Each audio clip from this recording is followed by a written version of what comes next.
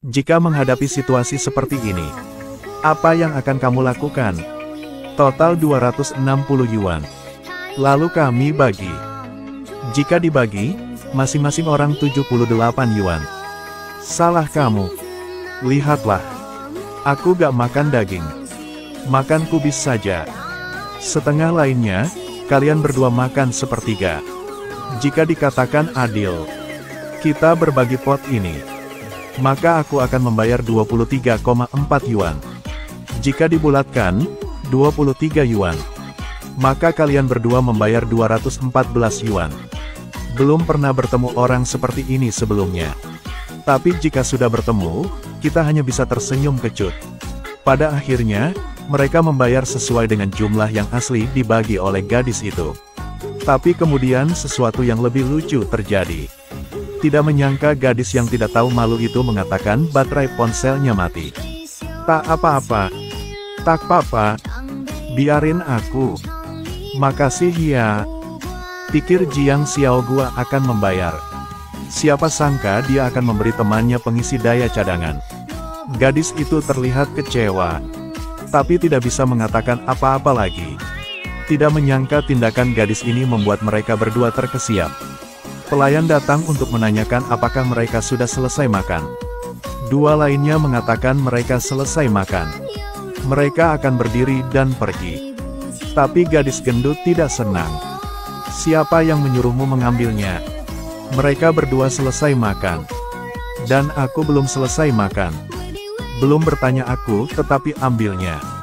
Ini benar-benar tidak sopan kepada pelanggan. Dia bahkan membuat staf menyajikan usus bebek sebagai permintaan maaf. Staf juga sangat tidak berdaya.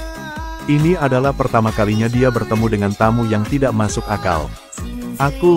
Ini. Lihat apa? Kalau tidak suka, jangan jadi karyawan lagi.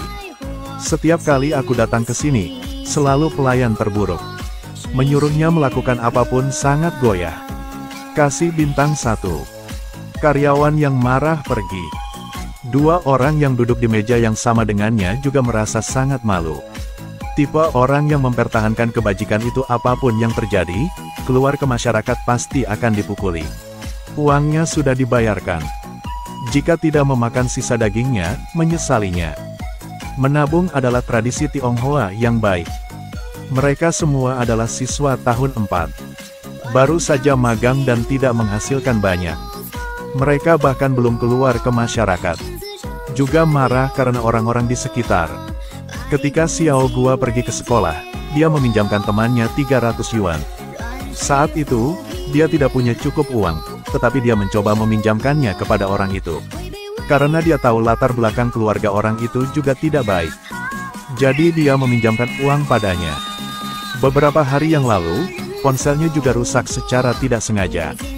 Dia ingin menghemat uang untuk membeli perangkat baru, tetapi masih kekurangan 300 yuan. Jadi dia datang untuk meminta temannya kembali uang. Bahkan membawakan pisang untuk dimakan temannya itu. Makasih ya. Jangan buru. Semester lalu aku meminjamkan kamu 300 yuan. Bukankah seharusnya kamu membayar sekarang? 300 yuan. Aku belum bayar. Aku pikir aku sudah membayar. Aku melihat semua orang di grup mengatakan bahwa mereka sudah punya uang untuk didukung, bukan? Jadi aku baru tanya kamu. Ternyata dia lupa uang yang dia berutang. Untungnya dia masih mengingatnya pada akhirnya. Tapi sekarang dia gak ada uang. Jadi dia harus memberitahu Xiao Gua bahwa Sabtu ini setelah menerima dukungan, akan kembalinya. Setelah berbicara, keduanya sangat senang. Siapa sangka Xiao Gua menunggu sampai hari Sabtu, tetapi masih belum menerima uang. Saat ini, dia melihat temannya pergi membeli baju baru. Dia pikir Wang Wei punya uang untuk dibiayai. Xiao Gua mengikutinya, kenapa dia tidak menepati janjinya. Tetapi ketika bilang kembali uang, dia terlihat sangat menyedihkan, dia tidak punya banyak uang. Tapi kamu baru saja membeli pakaian. Itu karena akan ada perusahaan perekrutan. Aku ingin berpakaian dengan benar untuk wawancara. Dihadapkan dengan alasan yang sah. Xiao Gua juga tidak tega menyalahkan. Lalu, dia juga mengatakan bahwa teleponnya rusak sehingga dia juga butuh uang untuk membeli telepon. Tapi kurang 300 yuan. Jadi dia ingin Wang Wei membayar dengan cepat. Namun, jawaban Wang Wei membuatnya semakin tidak berdaya. Aku sudah menghabiskan semua uangku untuk wawancara ini. Sekarang saya membutuhkan lebih banyak uang untuk menghadiri wawancara. Xiao Gua melihat sepatu di kaki Wang Wei. Dia juga tahu bahwa sepatu ini sudah lama dipakai. Apalagi keadaan keluarganya kurang baik. Xiao Gua juga berusaha sangat keras untuk merawatnya. Hari itu kamu mengatakan bahwa setelah kamu memiliki uang, kamu akan mengembalikannya kepadaku. Bukankah itu berarti kamu ingin kembali uang? Jiang Xiao Gua, kenapa kamu seperti ini? Apa yang aku lakukan? Aku bilang aku akan membayar hari itu. Jadi kamu bayarlah. Aku bilang akan bayar. Pasti. Tapi bukan hari ini. Untuk 300 yuan, beraninya kamu menghinaku seperti itu. Seorang teman sekelas kebetulan lewat dan bertanya tentang hal itu. Siapa sangka dia masih menyedihkan. Jiang Xiao Gua memaksa aku untuk membayarnya kembali hari ini. Apa aku paksa kamu? Jiang Xiao Gua, kamu terlalu berlebihan. Apakah kamu tidak tahu seperti apa keluarga Wang Wei? Apakah itu layak hanya untuk 300 yuan? Menghadapi kritik dari orang yang tidak mengerti, Xiao Gua merasa sangat marah. Bahkan jika itu 300 yuan, dia harus membayarnya. Saat itu, aku melihat rumahnya dalam masalah, jadi aku meminjamkannya kepada dia. Mengapa ini salahku sekarang? Tapi aku masih harus pergi ke wawancara. Bagi kamu, jumlah ini hanya cukup untuk membeli telepon. Tapi bagi aku, itu adalah pintu yang dapat mengubah hidupku. Tetapi semakin banyak orang yang lihat. Dua teman dekat Xiao Gua juga muncul di sana. Wang Wei menangis karena dia tidak punya uang. Tidak ada hubungannya juga. Hal yang dia ingin sangat sederhana. Ini hanya set pakaian yang bagus. Satu pasang sepatu kualitas bagus. Aku juga ingin diperlakukan adil sekali saja. Adil. Sekarang kamu berani bersikap adil kepada aku di sini. Jika ingin adil, gunakan uang kamu untuk membeli sepatu dan pakaian. Dua orang berdebat lebih keras. Sahabat Xiao Gua menasihatinya untuk berhenti berbicara. Soalnya banyak yang nonton. Situasi keluarga Wang Wei sulit. Ini bisa membuat banyak orang salah kaprah Xiao Gua. Mereka pikir dia diganggu teman-temannya. Tapi kali ini Xiao Gua tidak mau menyerah. Dia sering menggunakan simpati untuk mengkritik Xiao Gua. Orang yang memakai sepatu desainer seperti kalian tidak bisa mengerti. Kalian dilahirkan dengan keberuntungan seperti ini. Bagaimana kalau memberi aku sedikit? Nangis apa? Jika kamu menangis, apakah akan ada alasannya? Setelah mengatakan itu, mereka berdua langsung berkelahi. Banyak teman sekelas mengeluarkan ponsel mereka untuk rekam. Pada akhirnya, teman-teman bergegas masuk untuk menghentikan mereka berdua dan berpisah. Bukan. Mengapa aku berubah menjadi pengganggu? Apa yang aku lakukan pada akhirnya? Jiang Xiao Gua mengalami ini untuk pertama kalinya, jadi itu sangat membuat frustrasi. Dia memiliki kebaikan untuk membantu orang mengatasi kesulitan. Sudah cukup toleransi. Tidak dapat mengklaim uang sekarang. Dia sendiri dianggap orang jahat. Tapi mereka baru pergi untuk sementara. Luo Yan melihat seseorang memposting video ini secara online. Dia pikir seseorang akan mengkritik Wang Wei. Tapi komentarnya tentang Jiang Xiao Gua. Tampilan memaksa orang lain benar-benar jelek. Uang bukan segalanya. Komentar itu membuat Xiao Gua semakin sengsara. Dia tidak mengerti mengapa dia dianggap orang jahat. Kalau sudah begitu, kemudian Jiang Xiao Gua memutuskan untuk menjadi orang jahat sampai akhir. Keesokan harinya ketika dia kembali ke asrama, Xiao Gua melihat 300 yuan di mejanya di sana. Jia Bao berkata bahwa Wang Wei datang untuk membayar. Tetapi Xiao Gua mengambil uang itu dan merasa ada yang tidak beres. Ini bukan uang yang dikembalikan Wang Wei. Apa dia memberimu uang Hong Kong? Tuan Jia Bao, kamu baru saja pergi ke Hong Kong minggu lalu, bukan? Ternyata Wang Jia Bao. Dia berkata tidak ingin Xiao Gua terlibat dengan orang seperti itu lagi. Itu sebabnya disebut Wang Wei. Jiang Xiao Gua juga tahu. Wang Wei tidak punya uang Hong Kong. Alasan mengapa Jia Bao melakukan ini, itu karena sekarang semua orang tahu bahwa keluarga Wang Wei itu sulit. Lagi pula 300 yuan tidak sepenting melihat wajah satu sama lain.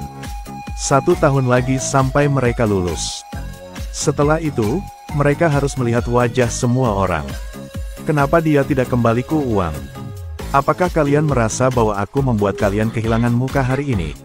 Aku hanya takut orang lain menganggapmu picik, jahat. Namun Xiao Gua menolak niat baik kedua sahabat itu. Bukan karena 300 yuan, tetapi karena kemarahan ini. Atas dasar apa Wang Wei tidak membayar? Apakah ada alasan mengapa dia tidak punya uang?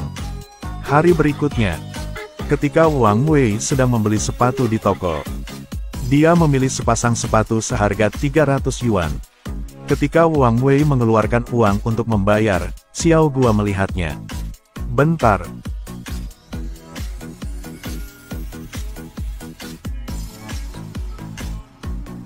Kembaliku. Mengapa kamu mencuri uang orang? Aku gak curi. Aku hanya mendapatkan kembali uang yang menjadi milik aku. Tidak berharap ini terjadi, tetapi Wang Wei bahkan memikirkannya.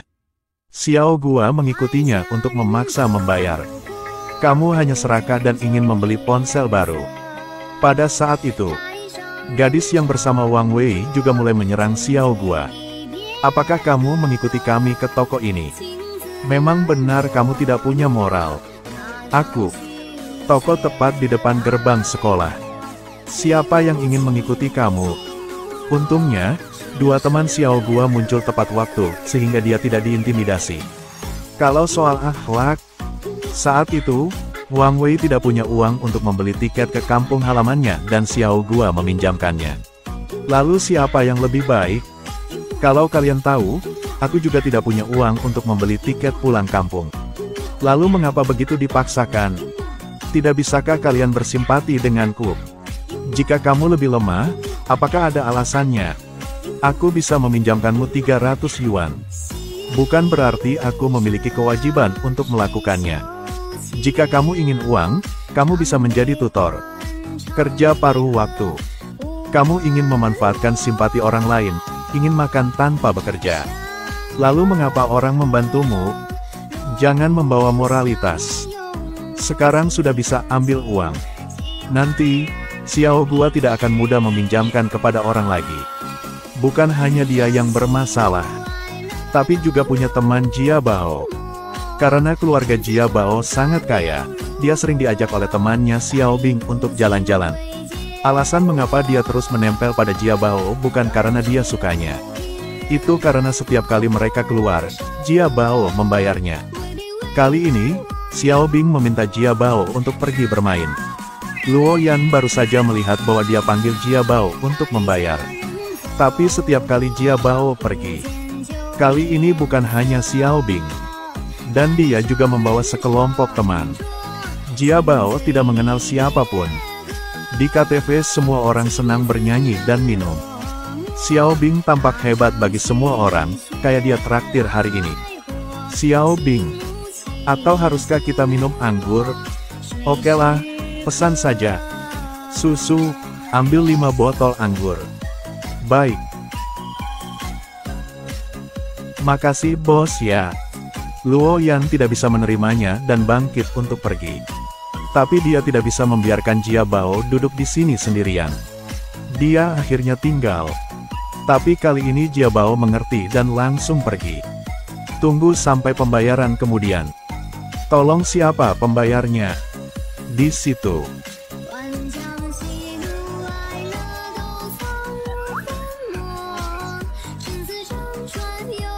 Tunggu aku bentar ya. Baik, kali ini setidaknya 3.000 yuan. Jia Bao juga mentransfer sebagian uangnya. Dia juga unfriend setelah transfer. Kali ini Jia Bao melakukannya untuk membuat Xiao Bing mengerti bahwa dia punya uang tapi tidak bodoh. Soal tidak membayar pertama kali tidak didasarkan pada siapa yang lemah dan siapa yang kuat. Orang dewasa tidak bisa menyalahkan dirinya sendiri atas kehilangannya dan menyalahkan masyarakat yang tidak adil. Jika tidak seperti itu, masuk akal. Tidak bisa mengandalkan menangis untuk mendapatkan diri dia lebih. Tetapi menjadi lebih lemah tidak berhak menyeret orang lain ke level yang sama dengannya. Itu semua bermuara pada keegoisan. Orang seperti itu selamanya tidak akan berdiri dalam perspektif objektif. Juga tidak mengerti bagaimana memikirkan orang lain. Apakah orang tersebut kuat atau lemah? Dia tak bisa hanya memikirkan dirinya sendiri. Orang yang hanya berharap dia mendapatkan lebih banyak. Harap kita masing-masing tidak menjadi orang seperti itu.